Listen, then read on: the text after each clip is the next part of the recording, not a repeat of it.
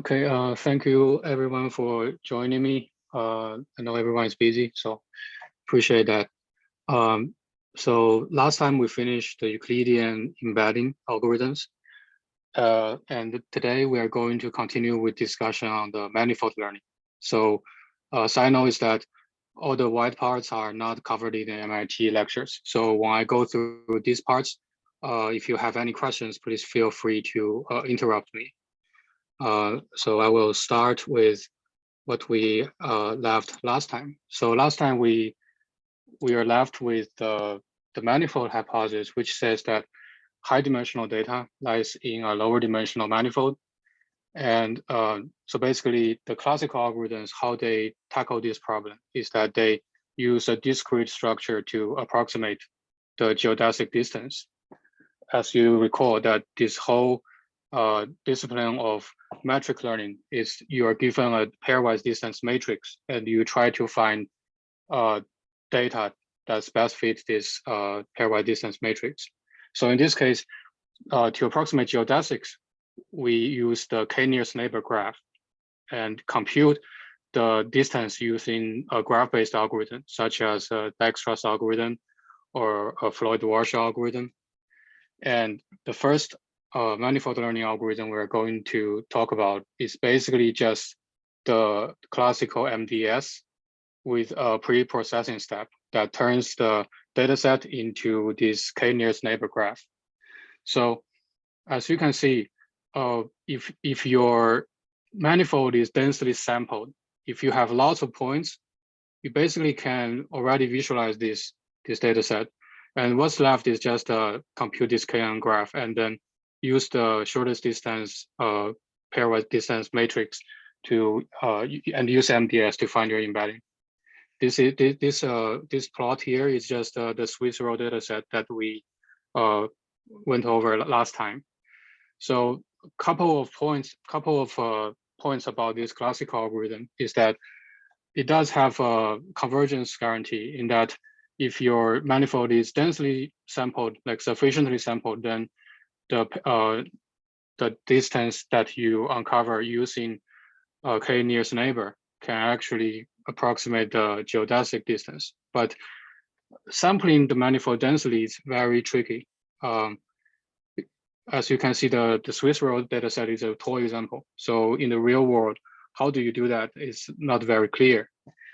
Also, as you can see, this is a global algorithm. Basically, you are presented with a giant graph, and you are trying to compute, pairwise distance. So it's very expensive. And as we know, that k-nearest neighbor methods are generally not very well in high dimensional settings, because in high dimensional spaces, the notion of neighborhood is a little bit tricky. So the algorithm that's more reasonable compared to the previous one, the isomap algorithm, is the local linear embedding algorithm. And this algorithm just doesn't care too much about the global structure. All it cares about is just the local neighborhood. So the main idea is that you want to represent each data point as a convex combination of its neighbors, also the k-nearest neighbors, with a weight, and you constrain that the weight sum up to 1, and there's no self-weight. And for all the nodes that are not in your k-nearest neighborhood, the weight is 0. So it also formulates a KN graph, but it's a weighted graph. And as you can see, this constraint of summation to 1 is very interesting, because you could also have a probabilistic perspective when this constraint is satisfied, as we will see on a later algorithm too. So this algorithm, mathematically speaking, are the following 3 steps. First step is similar to isomap. You construct a KN graph for all the points, and then the second step is you just formulate the problem as representing each point as a convex combination of its neighbors. And so the first step learns this weight matrix of the KN graph. And the third step is that given this giant matrix W, well, we want to find lower dimensional data points that fits this that satisfies this this structure, well, subject to two constraints. So this constraint is similar to PCA and MDS in the case that we want to have a canonical representation so that we center the data points. And the first constraint is to avoid a trivial solution, because you can see in this case, if we just set y to 0, then we have the minimum, but that's a trivial case. So this is making sure that the solution is non-trivial. So if you have a closer look at these two problems, this is just a a convex objective with the equality constraint. So these are classical Lagrangian multiplier problems, and they are closed form solutions for both of them. So if you go over the MIT lecture notes, there is actually a typo for this one, in that they don't really have, they don't have, I don't think they have a correct derivation. So what I'm going to do is I'm going to derive step 2 together, so that we can have a better understanding of this. Okay, so here, let's see. Yeah. Okay, so can everyone see my screen? Okay. Yes, I can. Okay, thank you. So we call the problem. The problem is that we want to uncover the following objective. We want to, we want to have a weight matrix that's basically sum up the neighborhoods of each data point xi, and we want this sum to be minimized.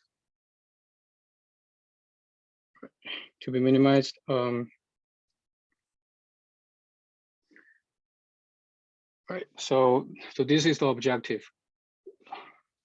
So basically, as you can see, we can basically treat this optimization problem term by term. We can just first think about this one term without talking about the summation. Also, there's a constraint, which is we have the convex combination, which is this one is 1 for all i's. That's the constraint we have. So let's just talk about this one term. So we can, as all the Lagrangian multiplier problems, we can basically just use this constraint in our expression. So if we do that, then this is basically xi 1 transpose omega I minus ni omega I. And this is basically, we can combine these two terms, xi 1 transpose minus ni omega I 2 norm. So this is really nice because we can basically write it out as a quadratic form. That is omega y transpose xi 1 transpose minus ni transpose xi 1 transpose minus ni times omega I. Right, this is the quadratic form. So in order to make this notation simpler, we can basically call this matrix. This matrix is also a grand matrix, as you can see. Each term is an inner product. So we can represent it as a matrix GI. And this is a K by K matrix because there are only K neighbors, right? So we end up having this quadratic form, omega I transpose GI omega I. So now we can formulate the Lagrangian. The Lagrangian is just, in this case, omega I lambda I is basically just the quadratic form minus omega I times the constraint 1 transpose omega I minus 1. And we basically just do the standard Lagrangian multiplier by looking for the derivative with respect to omega I. And the first term is a quadratic form. So the derivative is 2 times GI times omega I. And the second term is just 1 times the Lagrangian multiplier. And we set this to 0. So now we just solve this equation to get our omega I. So omega I equals, we move this term to the right. Okay, and we divide by 2, and times the inverse of GI. That's the solution of omega I in closed form. After we obtain this, we can basically plug it into the constraint. The constraint is that 1 transpose times omega I equals 1. So 1 transpose times this term, GI -1, 1, omega I times over 2 equals 1. That's the constraint. So if we do that, then we can get the closed form solution to the omega I as well, which is 2 over 1 transpose GI inverse 1. That's the closed form for this. So we have these 2 closed form solution for the Lagrangian multiplier. So now my question is, under what circumstance is this matrix GI invertible? Recall that it is a K by K matrix, so it is a square matrix. But under what circumstances this matrix is a full rank? And here is a definition. Yeah, and here Xi it's an m-dimensional matrix.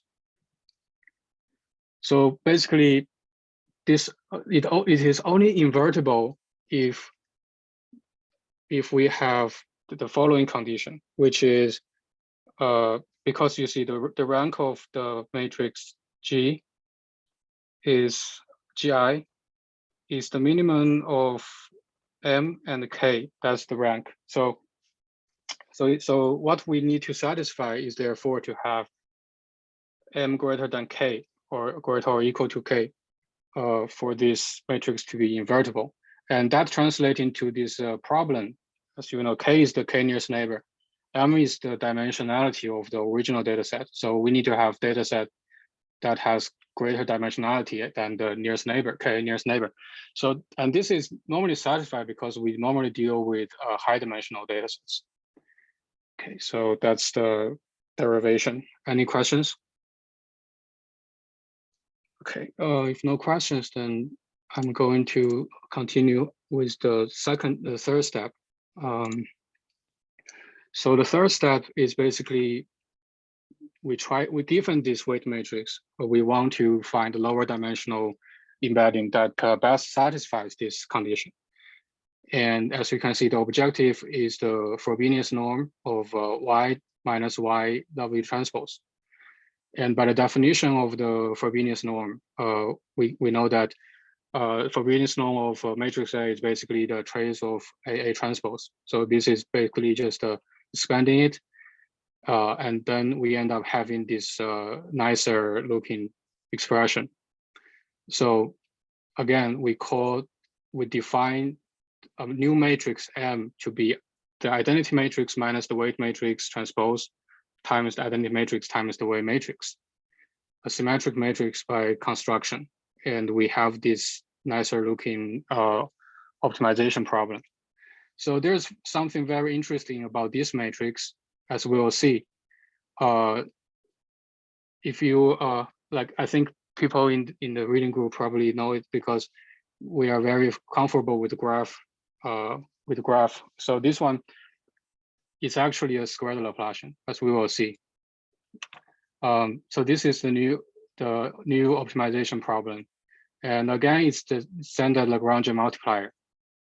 After you simplify the Lagrangian multiplier with the first order derivative equals to 0, we end up again with an eigenvalue problem. So the solution would be to find the p eigenvectors corresponding to the p smallest eigenvalues of the matrix M.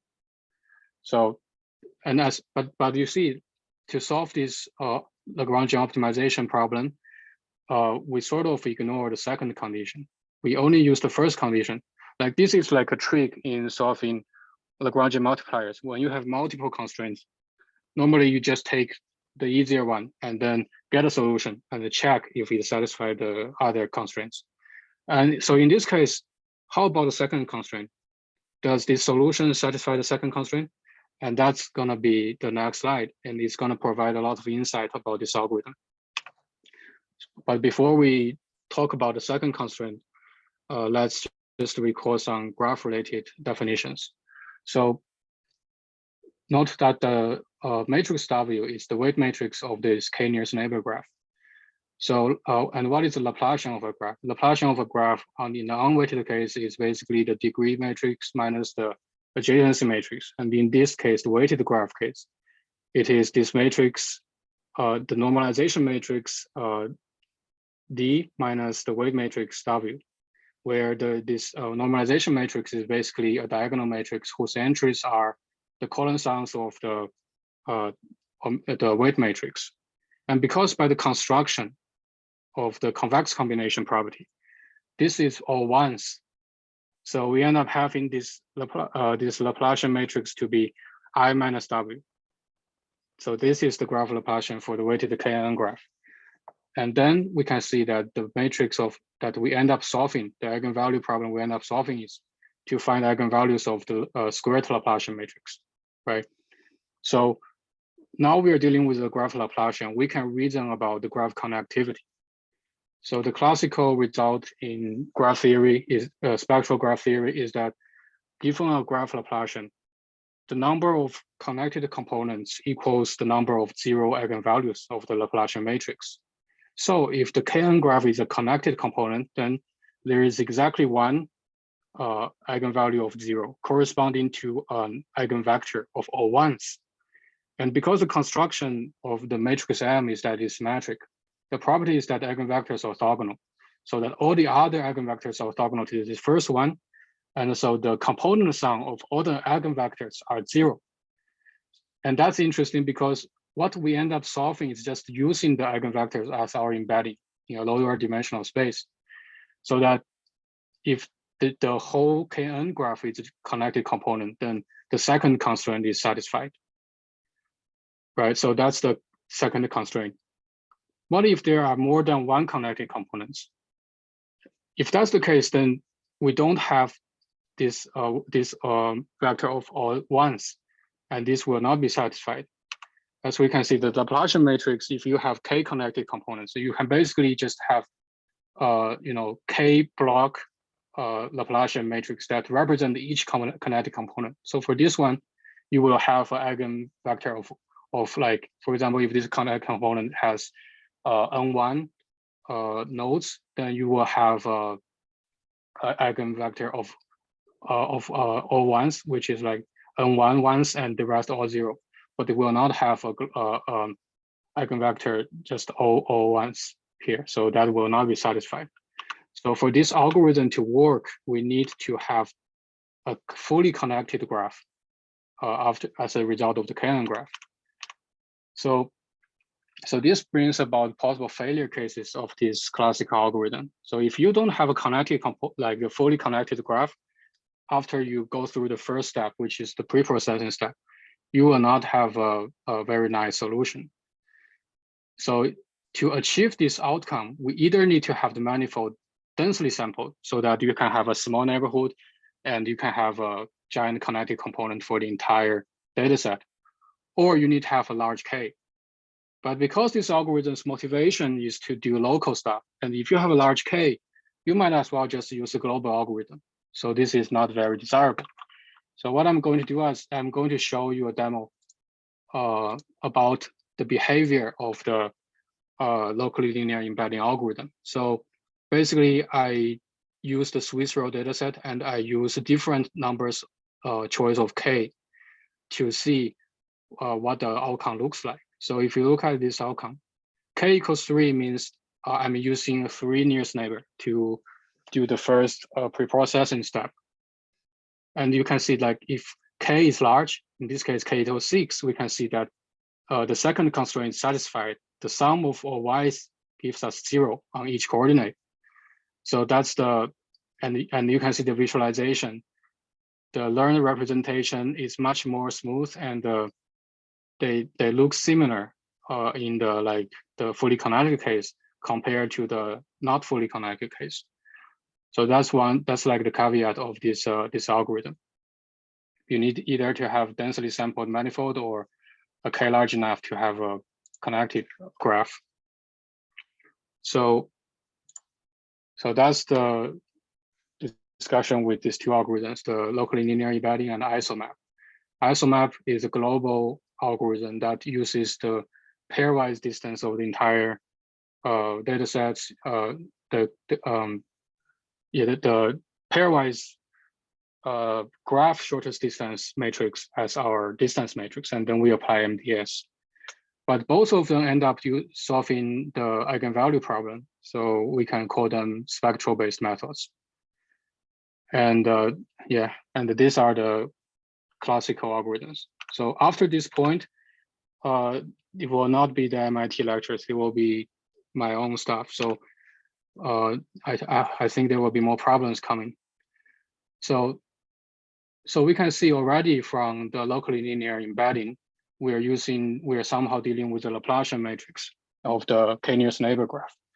And Laplacian matrix is a very interesting matrix regarding graph, because it's somehow describes the diffusion and the conduction behavior of the graph signals, as we know.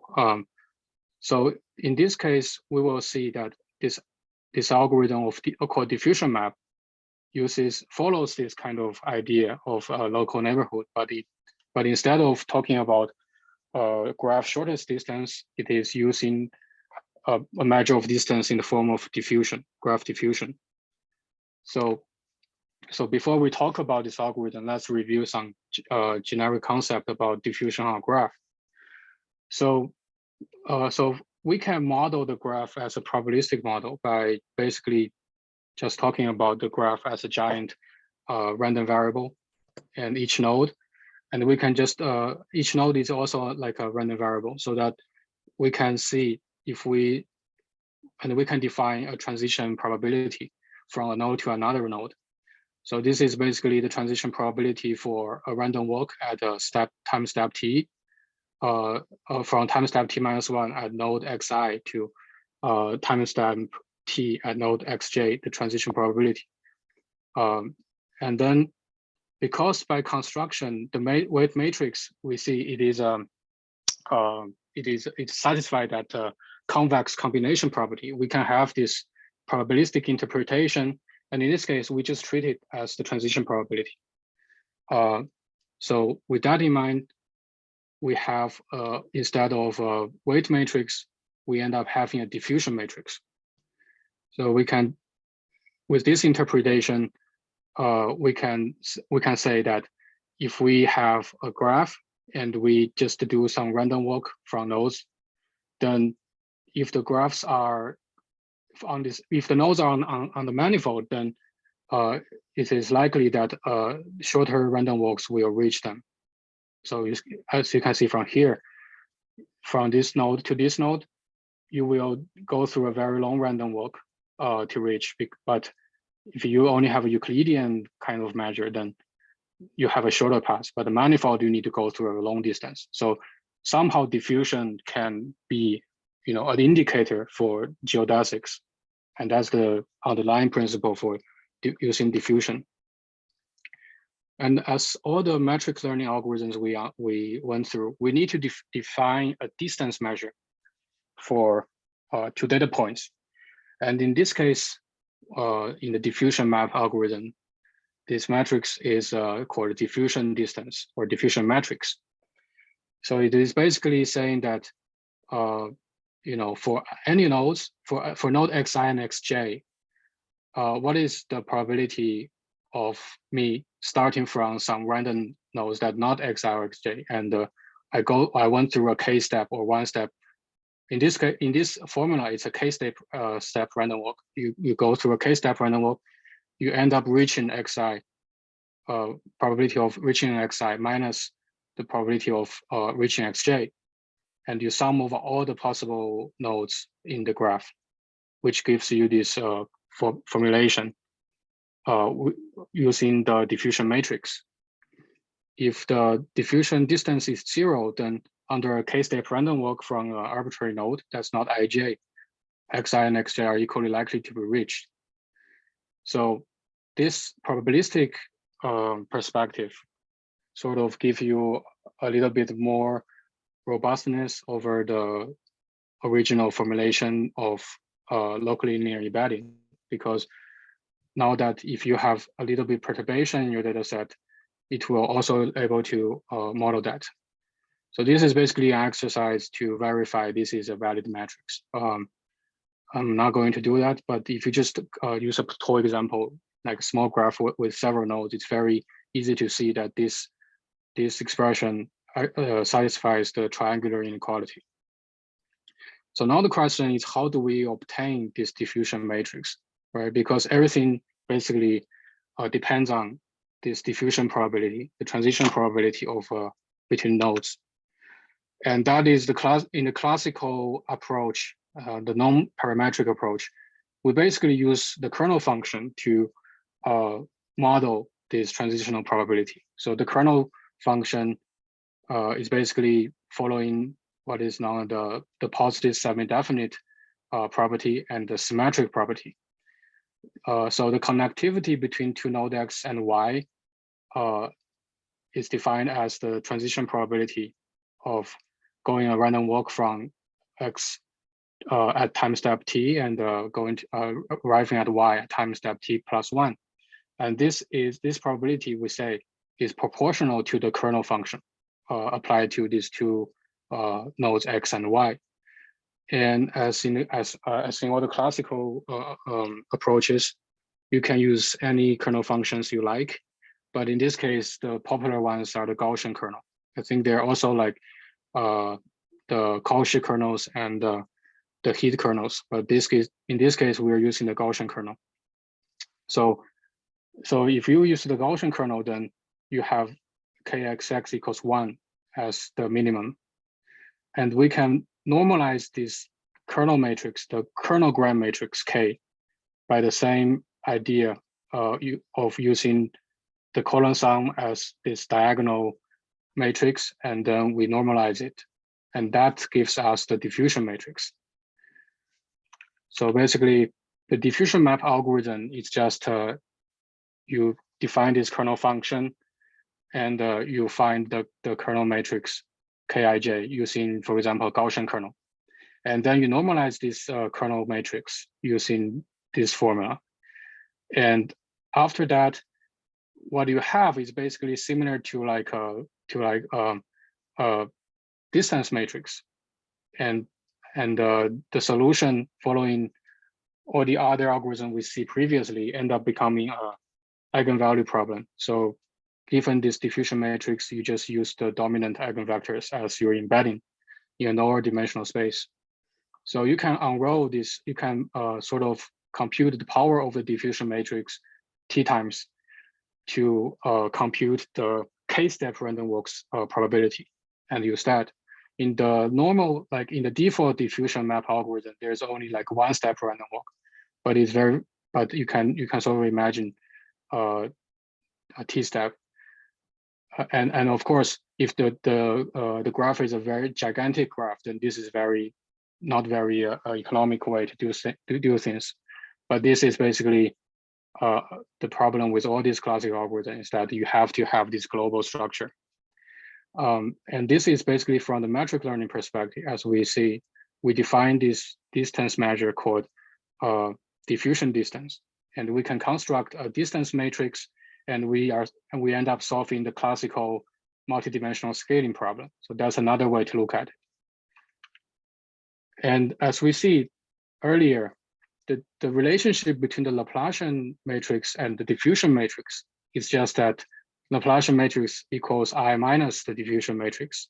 So another algorithm called the Laplacian eigenmap is just a special case of the diffusion map. So the diffusion map uses the major eigenvectors of the diffusion matrix. The Laplacian eigenmap uses the minor eigenvectors of the Laplacian matrix. So they're basically similar. And we can also see the connection with the locally linear embedding algorithm. which basically you end up using the squared Laplacian. So all these methods end up dealing with spectral graph theories, right? So that's the end of all the metric-based classical manifold learning algorithm. What I'm going to talk about next are the probabilistic perspective. So this algorithm. Fred, before that, I just want to clarify when you say minor and major eigenvector, it's respect to the eigenvalue values, right? Yes, yes. So the major eigenvectors means the eigenvectors corresponding to the largest eigenvalues. The minor ones corresponding to the smallest eigenvalues. Yeah. Okay, thank you. All right, thank you. So yeah, so the next algorithm we're going to talk about is called stochastic neighborhood embedding. It is also following that diffusion line of reasoning. Basically, we want to measure similarity using the kernel functions. But instead of using a metric space perspective, we do it using probabilistic perspective. So basically, the assumption is that original data set, if you have this kernel kind of a density of over all the data points, you have basically distribution over data points. You want to have your lower dimensional embeddings, the diffusion distribution, to be similar to the original data's diffusion distribution. And that end up becoming solving the KL divergence between the input-output space distribution. So again, we need to use kernel function to model the diffusion process. So the original stochastic neighborhood embedding algorithm uses the Gaussian kernel. So you can see this is Gaussian kernel that models the diffusion probability of both the input space and the output space. So Y here means the lower dimensional embedding that we want, and X here means the original data points. And the t-SNE algorithm, the student T uses the student T distribution, and in this case, the special Cauchy kernel, which is basically a T distribution, I think, with degree of freedom equals 1. So this on output space, you have this Cauchy kernel instead of the Gaussian kernel. So the difference between the Cauchy kernel and the Gaussian kernel is that Cauchy kernel has a heavier tails, so that the diffusion sort of covers more neighborhoods than the Gaussian kernel. And it solves a problem called crowding problem, as we will see later. So the t-SNE objective function is basically to minimize the KL divergence between the input space diffusion distribution and the output space diffusion distribution. And the solution to this problem is basically just to use gradient descent. Start with a random initialization and then solve this objective function. So here is a perspective called the many-body problem. But I'm not going to go into detail into this one. What we need to take away from this algorithm is that the embedding is trying to preserve some structure, and previously it's preserving the distance. Here it is preserving diffusion distribution. So with the t-SNE algorithm, there are some hyperparameters for the kernel. Because with Gaussian kernels, we can see there's this degree of freedom in the variance of the Gaussian distribution. So what does this variance cover? The variance covers how wide is this diffusion process. So if you have a Gaussian with a very large variance, that means you cover more neighbors. If you have a Gaussian with very small variance, that means you cover like smaller neighborhoods. And basically, in the software packages, they define this measure called a perplexity, which is basically 2 to the power of the entropy of the input diffusion distribution. So that's, and normally in software package, they wanted to cover like 30 neighborhoods in this way. So basically with different choice of this hyperparameter, you get different behavior for the visualization, the clusters you obtain using t-SNE. The bigger this perplexity value, the more separated the clusters. but that also makes the computation more expensive. So this is just a visualization of it. And this is the visualization of using Gaussian kernel versus using heavier tailed kernels like the Cauchy kernel. Again, you can see that with the heavier tails, we end up having clusters that are more separated from each other. And with Tisney, as with all these gradient descent-based algorithms, we always end up solving some local minima or local optimum. So you can see this in these two cases, they both reached a local minimum of the objective. But it turns out that if you use some algorithms such as PCA to initialize Tisney, then you will have a much better looking local minimum than if you just use random initialization of the algorithm. So in summary, these are all the classical algorithms we covered so far. And I made up this table to allow us to see the similarities. So all of them are metric learning based algorithms except for Tisney. So the PCA MDS are dealing with Euclidean distance, and all the other ones, these three deals with the geodesic distance, and the diffusion map interested in deal with the diffusion distance. So if you want to design a new algorithm under this framework, then you will need to come up with a new matrix that best fits the problem domain you're solving. So in this, and the mechanism for these algorithms are also different. As you can see, with diffusion, you're pretty much basically talking about random walk on the graph.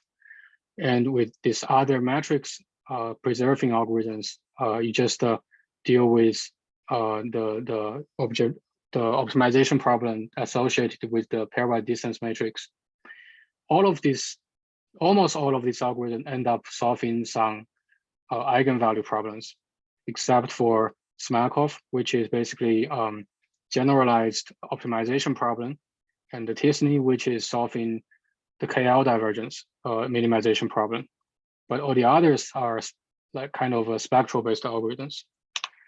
So now it comes to the part where I want to sort of connect all these classical algorithms with research.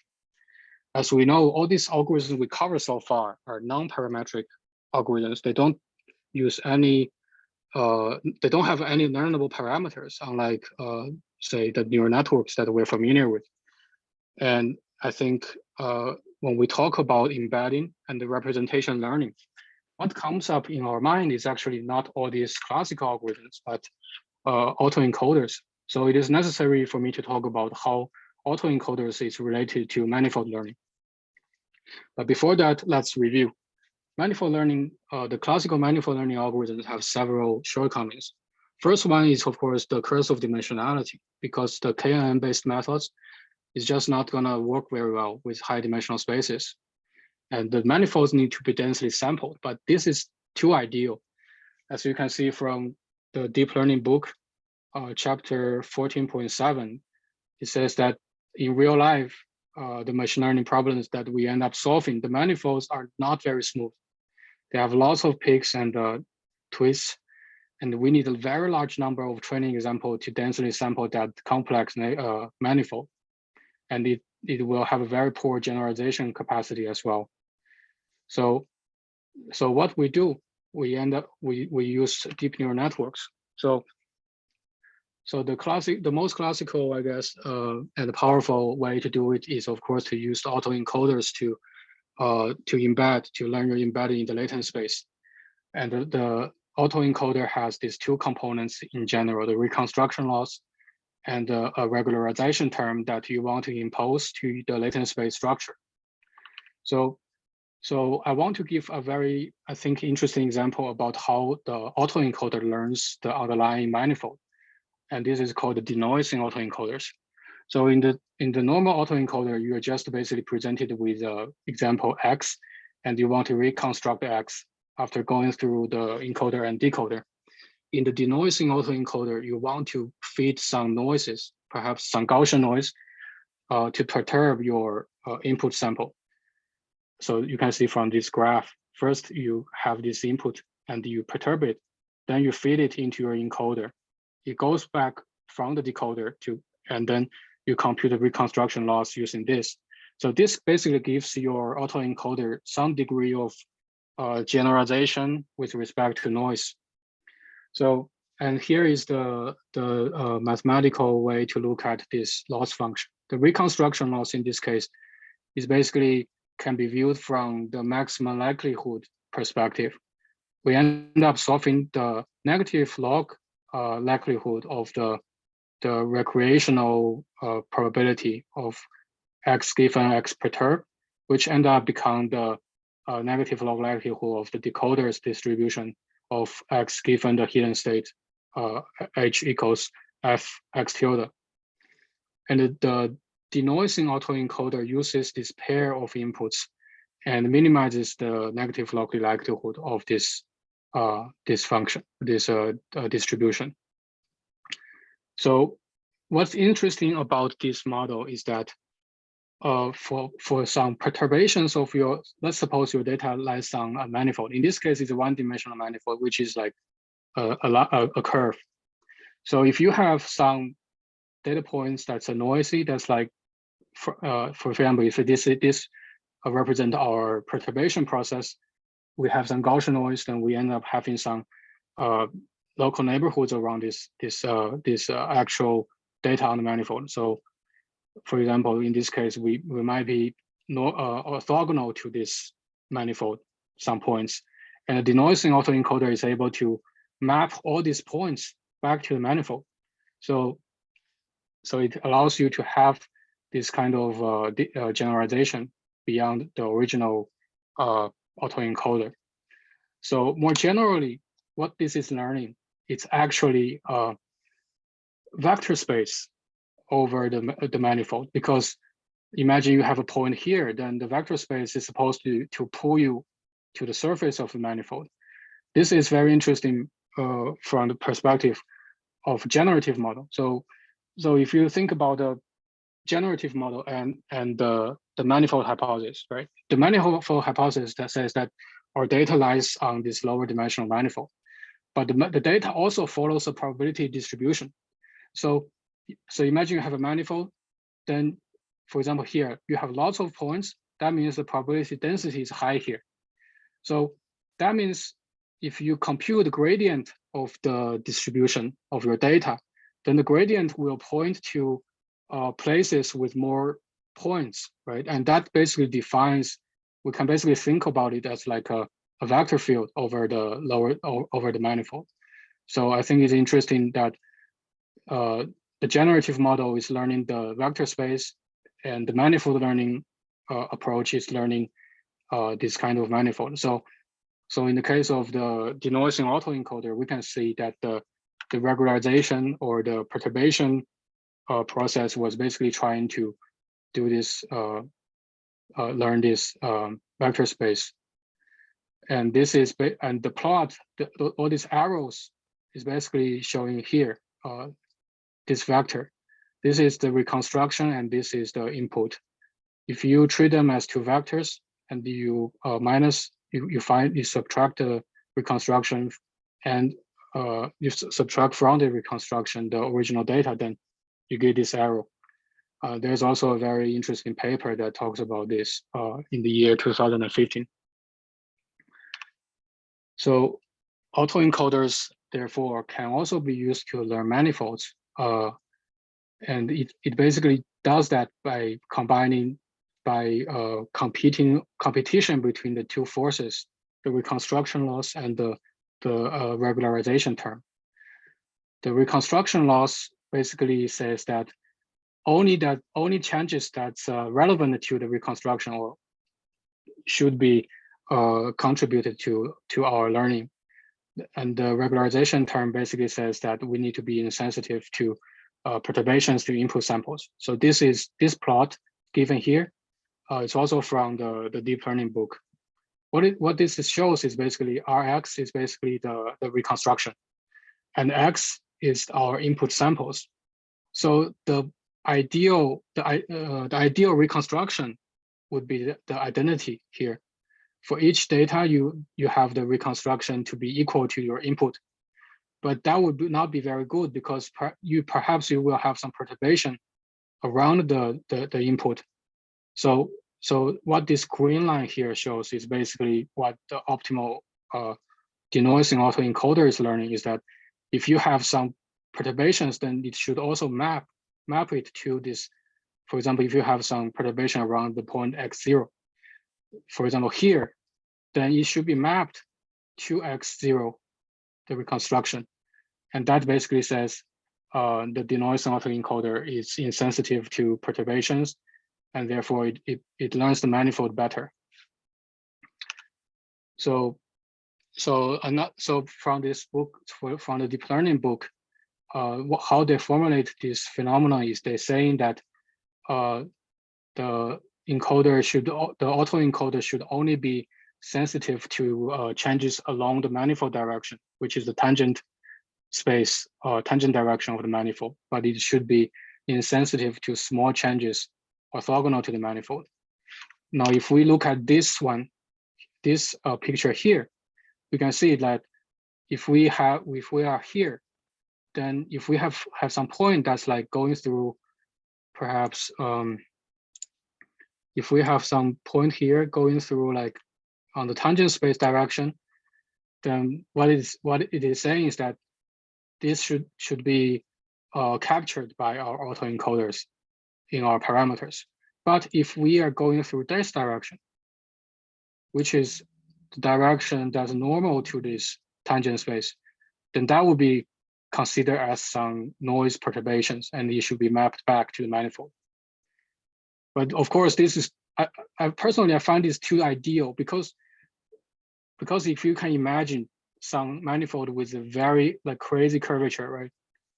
If you have a crazy curvature and you have like a tangent space here, then like the normal vector would also point to a space, a point on the manifold. So personally, I think this is not very, it's kind of vague because it doesn't cover all the cases, but we got a general idea of perturbation. So, and this is just an extreme example I can think about, right? If you have a high curvature, then perhaps the normal direction should also be captured as well. Basically, that's just a thought.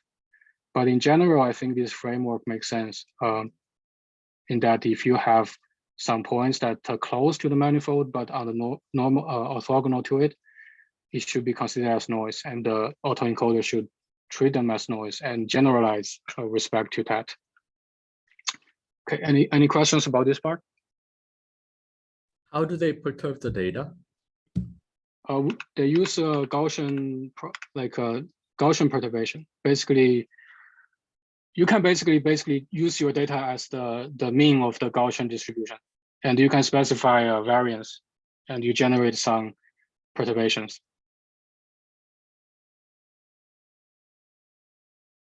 Yeah, that's how they generate the perturbation.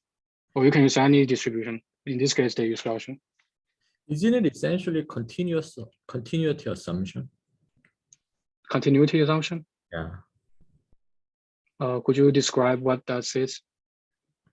Because we don't really know exactly what is the structure of the underlying manifold. So we are just adding random noise, and we expect that the final output comes back to the original point. So that perturbation can be along the manifold. In that case, in fact, what we want is not going back to the original data, but more of like staying there. Okay. Isn't it? Yeah. So here, what it is essentially saying is that even if there is a minor difference, like assuming that the Gaussian noise is small, even if there is a minor Gaussian noise, we somehow want to make sure that that small difference is essentially the same as not having it. So within small neighborhood, the value should stay the same, which is the continuity assumption. Okay. Okay. Okay, that makes sense. All right. Thank you. Any questions, or should I move on? In some sense, this is this may be okay, assuming that the original embedding space is very high dimension, and then the dimension of the manifold is much lower. So in that case, if you add a Gaussian perturbation in the higher dimensional space, then the probability that the perturbation lies along the manifold, within the manifold, is very low. So in that case, we can assume that these are all, in some sense, perpendicular or normal to the manifold, if that assumption is true. So in that case, we do want to come back. Mm. And very likely it will be normal. It will be normal to the original manifold if the dimension is much higher than the manifold dimension. Yeah. So I think this really depends on whether this particular scheme works well or not. Really depends on, or exactly what kind of assumption we make here really depends on the kinds of perturbation that we add and our assumptions about the embedding space and the underlying manifolds. All these things seems to be very critical in order to make this scheme work. Okay. Okay, thank you for the comments. Yeah. So let me continue. So we've seen that the general thing of this lecture is that we want to find a meaningful embedding, but the meaningful embedding in this case are using distance. In machine learning, however, we generally use similarity instead of distance. But distance, of course, is a good measure. It's a good indicator of similarity. But similarity is more general than distance, right? As you can see, all those classical algorithms, they rely on sort of a distance, except Tisney, which uses divergence. And the divergence is actually very interesting because, as you can see, like all those distances, they satisfy the three properties of a metric space, i.e. Positive semi-definite and triangular inequality. But we know the KL divergence is not symmetric, also symmetry, but the KL divergence is not symmetric. So it is, I think, more interesting, and it shows an example of what we can do if we don't want to confine ourselves with this metric space model. So basically, what I'm going to do next is to show how like similarity instead of distance could be better, and how we maybe can improve upon the matrix model. So here are some reflections on the metric learning, right? So in machine learning, what we do is not really to preserve distance, but to preserve similarity or semantic structures, especially, for example, in embeddings that we see in language models. We want to have the lower dimensional space to capture the semantic relationship between words and the sentences. So if we use a metric space model, then we are confined with the symmetric constraint of the metric space. But symmetry is not a very, it's not powerful enough, it's not expressive enough. Because, for example, on graph, if we use a kernel function, right? If we use a kernel function, and because kernel functions are traditionally symmetric kernels, that means the transition probability from I to J is equal to transition probability from J to I. But in general case, if we talk about the Markov process, it's unlikely. We can incorporate a more general class of models that have asymmetry. I have a question here, but when we really generate PIJ or PJI, we do some like normalization, right? So even the initial kernels, they are symmetric. After you do this row normalization, it becomes asymmetric. Oh, okay.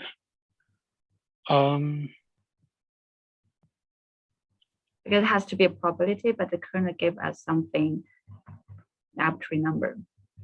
I see. Yeah.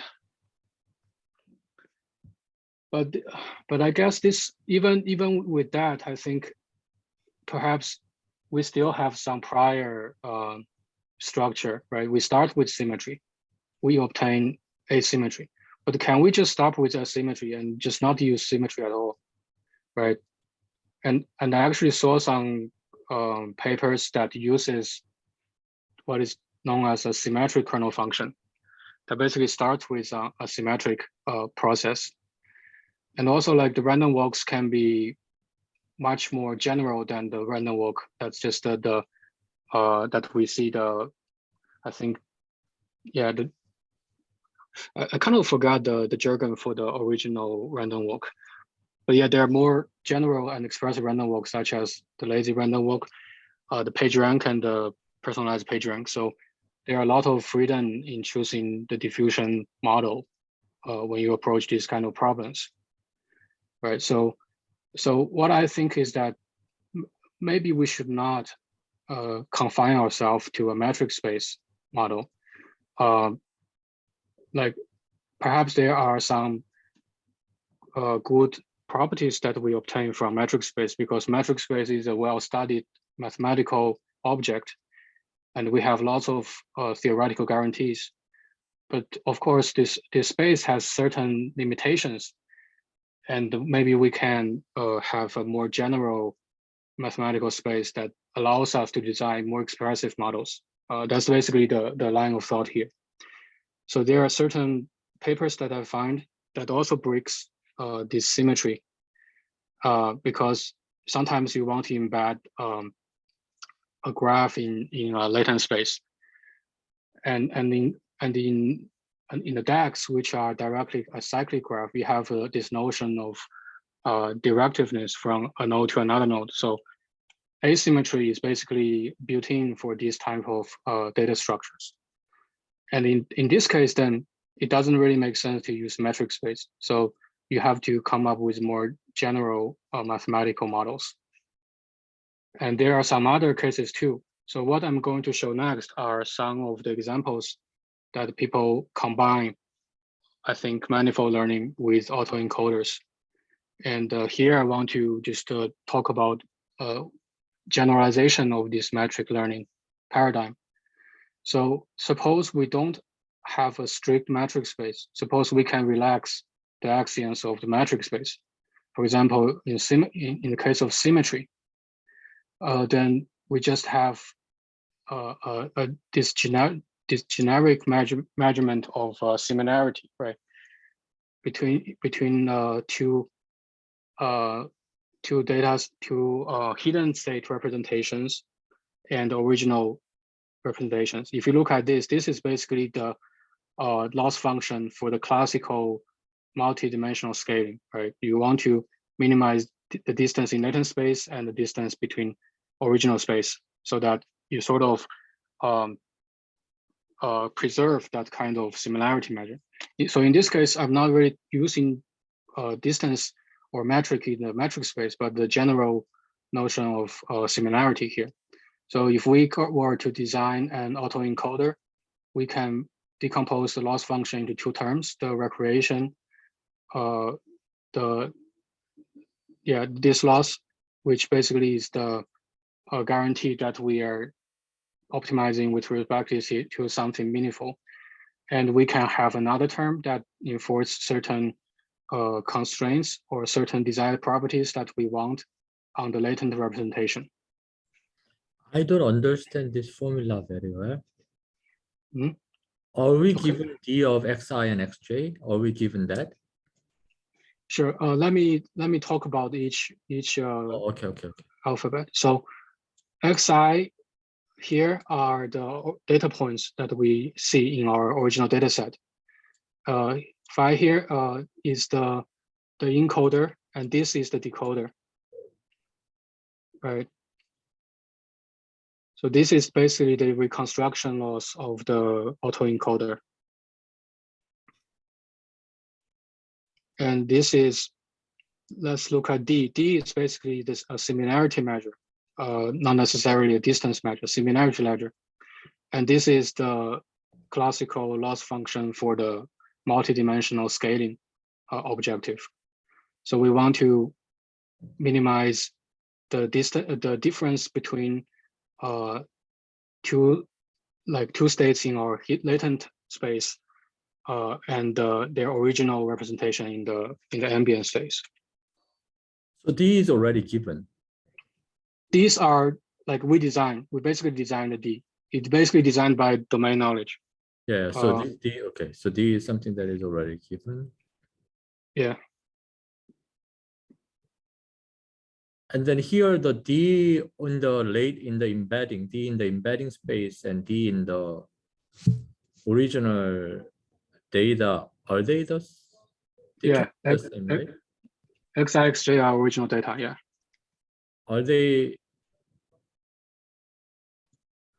Are we using some like Euclidean distance measure in terms of the embedding space, or do we somehow come up with a custom D value? Yeah, that's the major thing is we come up with a custom similarity measure using our domain knowledge. So it could be geodesics, it could be divergence, it could be Wasserstein distance, like it could even be like, I guess, a string. Basically, I'm going to show some examples later on regarding this formulation, but basically different domain, you can design different similarity measure, but you can basically use this general formulation there for these type of problems. So here, what the goal function that we are trying to optimize is we want to make sure that the encoding or embedding, it preserves the original information enough so that we will be able to faithfully reconstruct the original data, right? Yeah. That is one assumption. And the second assumption is that instead of using the general metric measure, we want to use some more general divergence measure. And we want to make sure that after the embedding, that divergence measure in the embedding space is roughly equivalent to whatever original distance or similarity that we custom design on the original space. Yeah. Why do we have gamma here? Gamma of, this is all of these are just for the purpose of generalization. Basically, they're hyperparameters. When you have loss functions, you normally just have some hyperparameters so that you can sort of weight them. Or I guess you could even learn them. Somehow the way other things are fine. Alpha and lambda. Those are very, I feel very comfortable with those, but the way that the gamma is used is very, very weird to me. There's another way I can explain it. It's because maybe in the embedding space and in the original space, the scale is different. Maybe in the embedding space, because it's a lower dimensional space, the distance is supposed to be much lower, if you just talk about Euclidean distance, it's supposed to be much less than the distance in the original space, so that you somehow would need to scale it down somewhat. Otherwise, it will affect training too much this term. Oh, I guess that can be, I guess that can be an explanation. Yeah. So Fred, this slide is proposed by yourself? Yeah. Okay, so then do you think this first D and second D, they are different D, maybe D sub 1, D sub 2? Because yes, yes, they're different D. Yes. Yeah, I should, yeah, this should be D1, D2. That's right. They should be different. Oh, Fred, so this is something that you recommend or you propose? Yeah, this is something I come up after you came up with. Okay. Well, if you came up with it, like this gamma, I don't know whether that is, it gives you any flexibility at all, actually. Okay. I think it's better to get rid of it. Okay. Gamma. Alpha and lambda, this is satisfied. The reason why I say it's better to get rid of it, first, I feel very uncomfortable having gamma, right? When you explain it, kind of makes sense. The second, in some sense, simply by picking so in some sense, the phi, the embedding, is the embedding that you come up with, right? Yeah. Embedding is something that the system should be able to learn. So in some sense, the scaling parameter should be learned by the system, by the neural network. So by scaling the fees automatically through the learning, in some sense, it's kind of incorporating the gamma automatically. Yeah, I think so too now. Okay, thank you. Okay, thank you. So yeah, so okay, I have a further comment for that loss function. To me, I think directly compare the distance between those two distances might not be the best idea. Maybe preserving rankings already good enough. preserving rankings. Yeah, so for example, I is always closer to J compared to K. So you want to preserve this kind of ranking. Yeah. I see. The reason is like I really think these two distance, they are not really comparable to each other directly.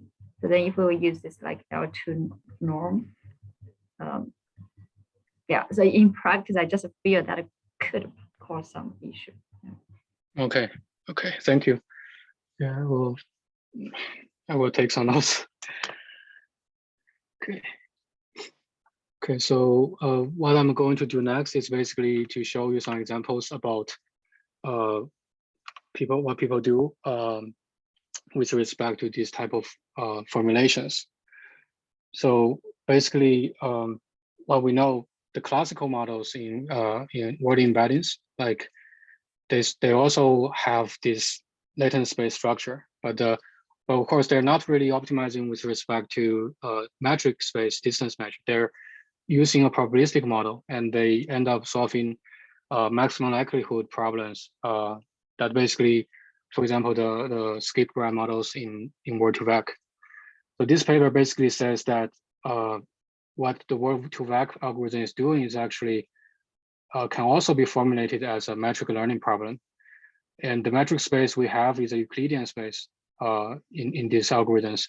That's why we have this kind of semantic, the vector algebra that we can perform on word vectors.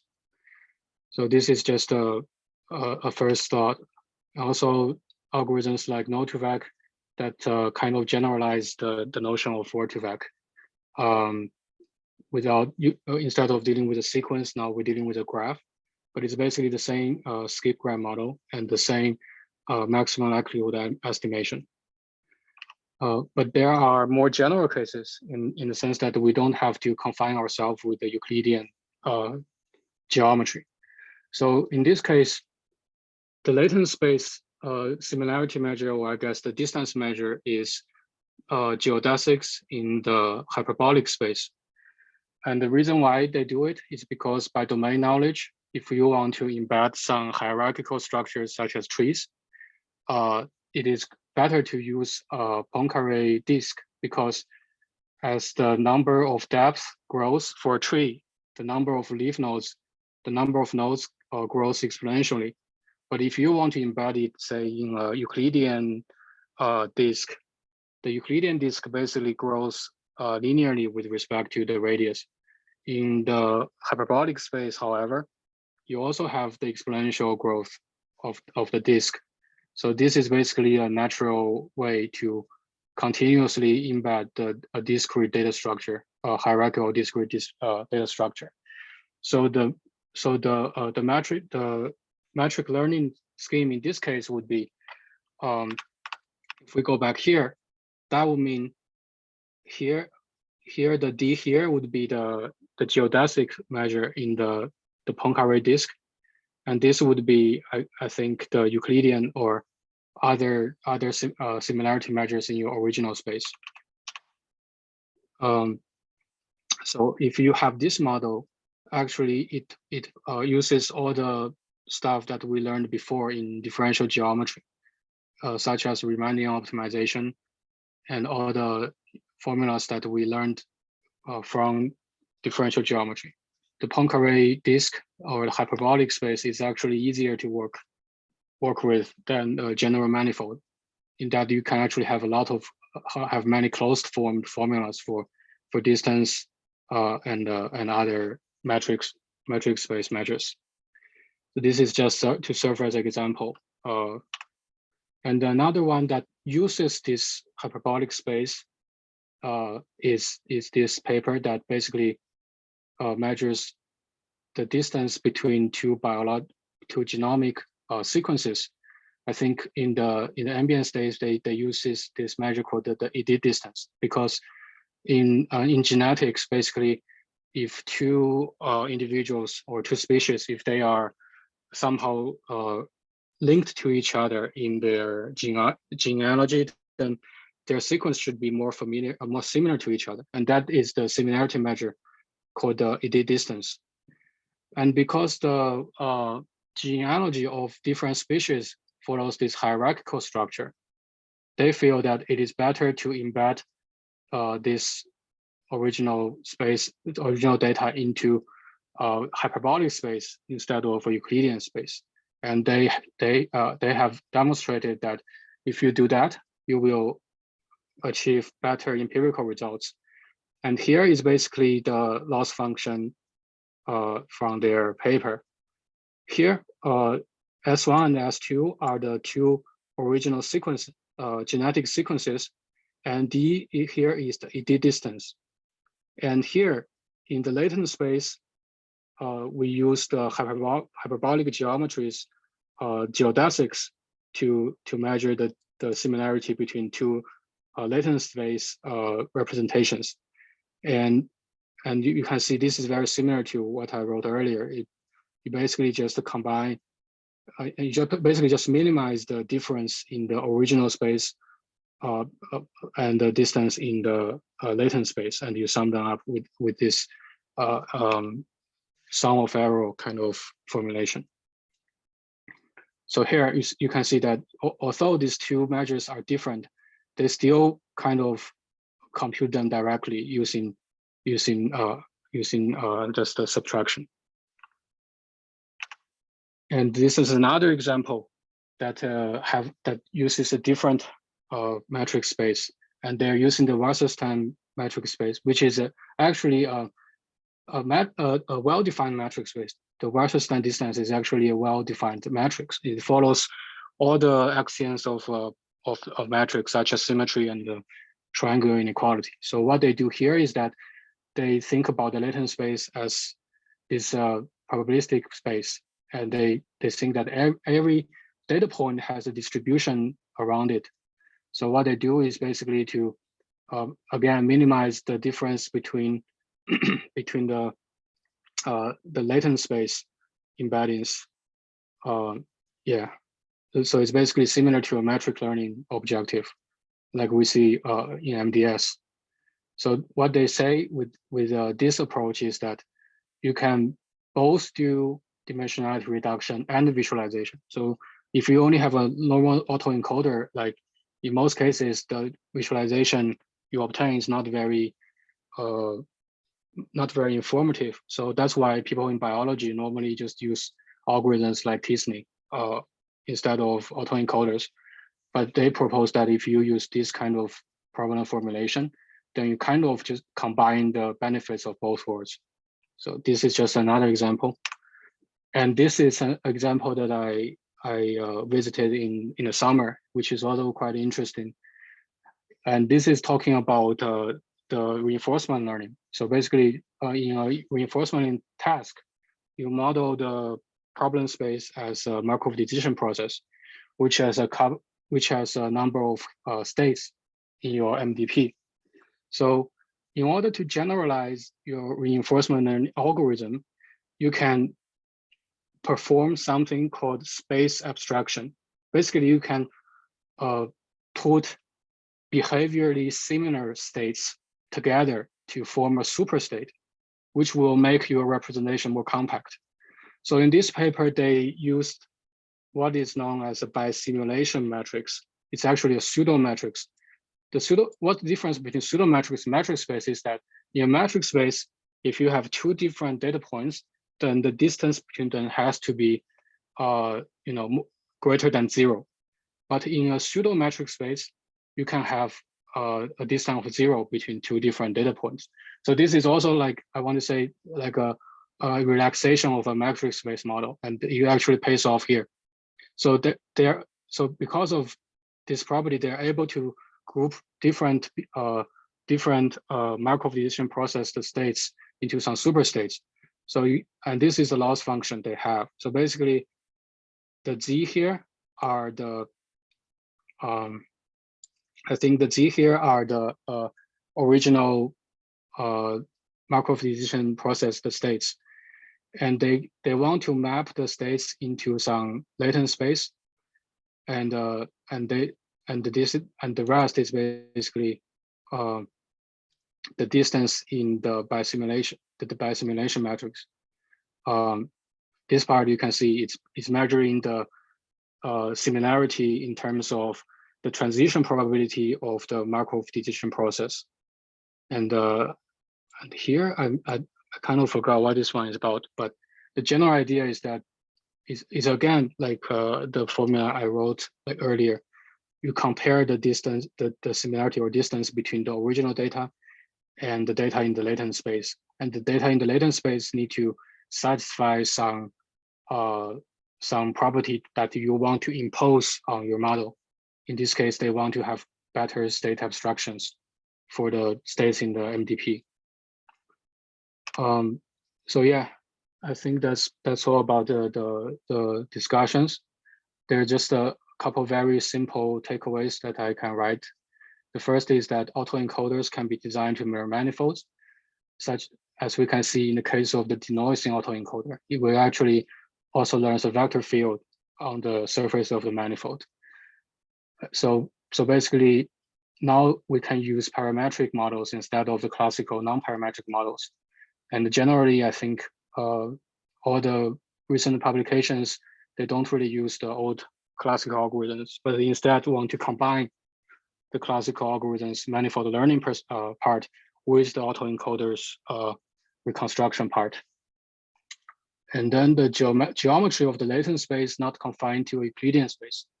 As we can see with different problems, different domains, we need to come up with different geometry to solve them. For example, the hyperbolic space is well suited for hierarchical or tree-like structures. And there's also some interesting papers about embedding DAGs in a hyperbolic space.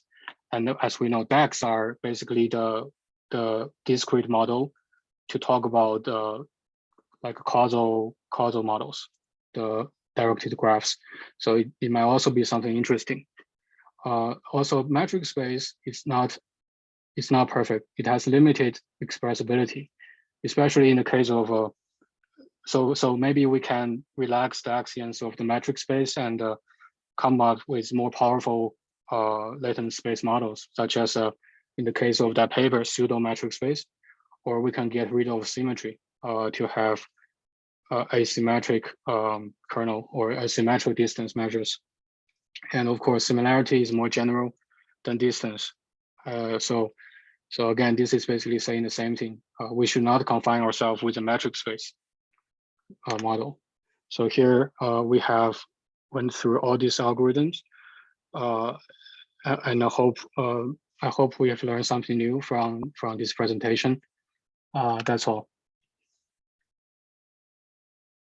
Are there any questions? It is a very minor comment, but somehow I think instead of using similarity, I think using divergence might be a better use of the term. Divergence? Yeah. So when you say similarity is different from distance. The reason why I'm saying that is because similarity is kind of different from distance in the sense that the value becomes higher when things are similar in similarity, but the value becomes lower when things become similar in distance. So it's kind of opposite of each other. So divergence, I think, in the context of machine learning, normally talks about the difference between two probability distributions, right? That's divergence. Right. So here, the reason why we have that impression is because we have KL divergence, right? Yeah. And KL divergence is not a metric. Yeah, it's not metric because Not a it's asymmetric. Yeah. It's not symmetric, yeah, etc. So I think that is how I see it. So divergence, people came up with that term because they realized that is not a metric. Yeah. And when I hear similarity, I always think about similarity as something whose value becomes larger when things get close and whose value becomes smaller when things go far away. Yeah. That is why I somehow has personal preference of using the term divergence as opposed to similarity. Yeah, there are other divergence in addition to KL. So it's not just specific to distributions. Okay. Okay. Yeah. So another thing I want to say is that, of course, metric space models has limited capacities, but it does give us a lot of nice mathematical properties. So as a mathematical problem, it will also be interesting to see if we relax some axioms of metric space, do we still enjoy the nice properties of metric space, or do we have some other theorems? So that will also be something interesting, mathematically speaking.